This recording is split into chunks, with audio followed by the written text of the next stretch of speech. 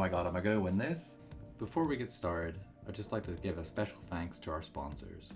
Those two full odd shiny tropius I found this week. Thanks, guys.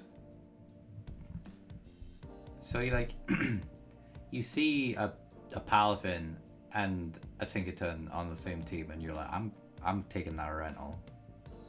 This was made by a guy called Pearl, who's part of like the Western Battle Stadium singles community.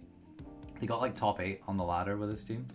I don't know where they finished at the end of the season. I think it was like, I don't know, maybe top 200. It was still high, but it wasn't top 8.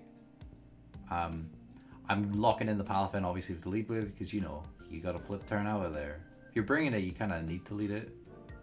Tinkerton actually is pretty decent in 3v3 because it's really easy for it to get Encore and sword stats going. So like if they try and play defensively, you Encore, then it's like they're stuck doing that. So you sword stance, Gigaton Hammer, sword stance, Gigaton Hammer, Encore again. It's cool. It works surprisingly well. Because I remember everybody was like, oh, this thing's built for VGC, it's got fake out, blah blah blah blah. But I haven't seen it be as successful in VGC as I have seen it in 3v3. Like, it seems really good there. But anyways, here comes the battle.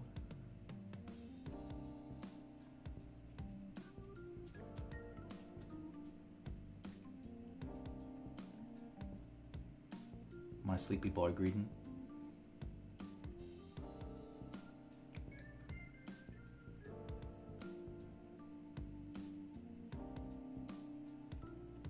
This is a pretty great lead for Palafin, because one, Sylveon does not want to, you know, take any kind of physical hits.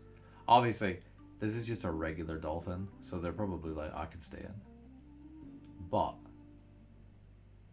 I have Tinkerton, which is a pretty free switch in, because, you know, I resist everything they can do.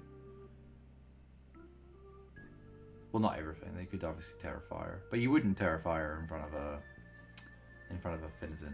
Palafin, whichever one that is. All Might Dolphin. Yeah, comfortably take the hyper voice there. So this is pretty free. There's no way they stay in, obviously, because they will die. And you can't even see them. The hammer is so big. So I'm like, well, knockoff seems like the best option here, right? And yeah, they hard switch into Corviknight, which, according to lore, I should win this. You know, this should be my game.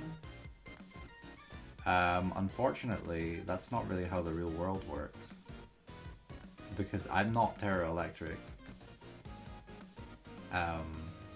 So I don't know how this thing is supposed to kill a Corviknight.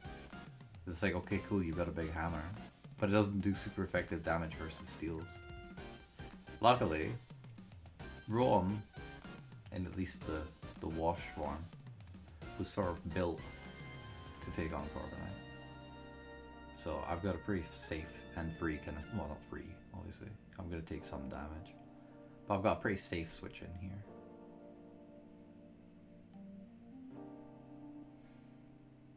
And they hard switch out. So they read me doing that too. Which is fine, I guess. Cerulege comes in though, and you know, I've got a storied history with this thing. Figured out how to beat it with Garganical. So I'm gonna lock in Hydro Pump because I don't want this thing getting out of hand. But I've probably made that move a bit too fast. Because let's think about it, like, they're always Sash, right? They're not anything else. So 2 Thunderbolts was probably better, because it'll be no bulk. Like, I don't know, and they'll close combat themselves into range, and this is a massive risk of missing. Which if it misses, I think I just straight up lose. But luckily I land, proccing their Sash, and they did a lot of damage to me.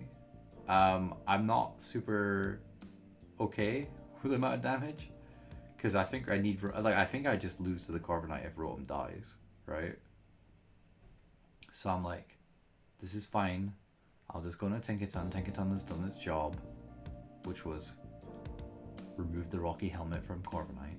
Bother a Corviknight is what Tinkaton came to do, and it did. So I switched this into Sack. I do live, so I'm like, okay, cool. Maybe I can get a knockoff off. Maybe I can get the KO. They, in hindsight, they always have Shadow Sneak. But in my mind, I was like, oh, cool. I outspeed this. This is great. But no, Shadow Sneak. So now I get to bring in true form All Might Dolphin. Yay. This is my first time ever using Palafin, because I don't play Smogon, and he's not good in VGC. I mean, he's fine. He's just not the best. I Terra here because I know that I'm not going to need to with Rotom, because it's a fairy type, and I needed to be the Corviknight, so I don't want to become weak to it. And I know that they're not going to do much.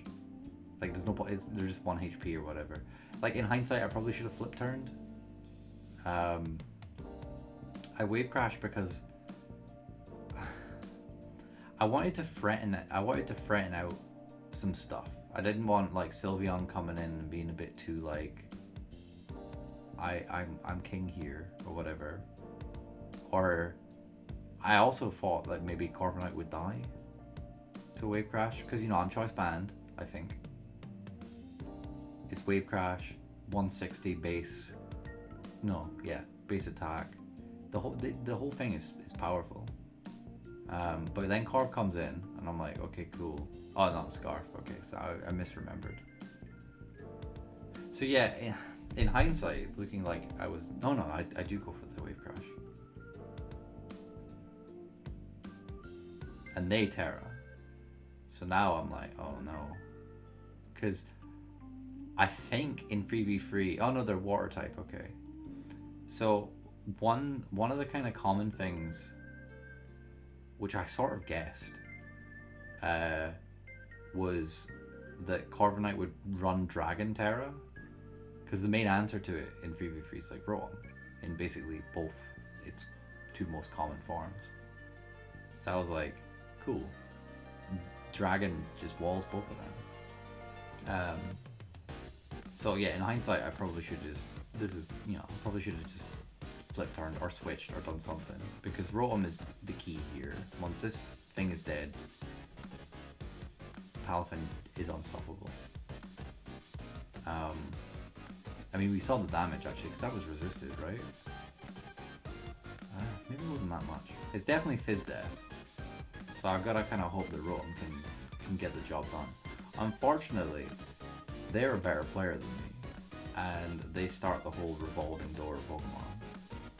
And I'm still pretty green in 3v3. I qualified for the Invitational, but that's only Western 3v3 players, so it's not a huge circuit. I take a little bit of inspiration now, because why not? And go for full switch myself. But I'm already way behind, right? Because it's okay, cool. They have. They get the hyper voice off, right? And they have a 100% free switch into this. But I'm like, okay, cool. Now flip turn. I'm gonna start things going now. There's only one way this goes wrong, and there's no way they have quick attack. And I'm like, okay, great, amazing. They switch out. This is oh my god, I can't believe it. I'm revolving the door now. So I'm feeling pretty confident, I guess. Well, not confident, comfortable, I guess would probably be a better way of putting it. So I get so now I'm like, okay, now I'm in a good spot. This is good, right? Rotom is in against the Corviknight. I'm kind of worried. I want to volt switch, right? Because they shouldn't stay in. But I'm worried about them going just for a cheeky U-turn. So I go for the discharge out of kind of fear, which is not how I should be when I'm using the Dolphin. I don't go the para.